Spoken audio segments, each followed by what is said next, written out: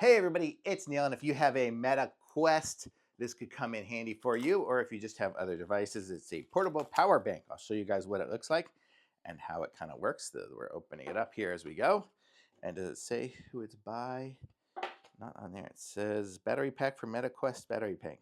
It says the VRCH-6, and it is 5,000 mAhs, so milliamp hours. It's going to charge from USB to USB-C. And I assume it's going to be a USB-C device. It is.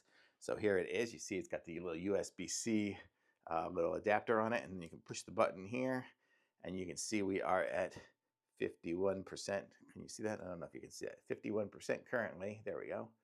So then we can plug it into our other whatever USB devices and things.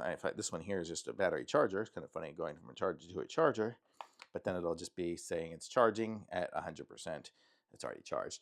But you see, it's going to be able to charge your other devices, and then you can charge it from here. You just plug this in here, and you'll be able to charge it. So it'll be great.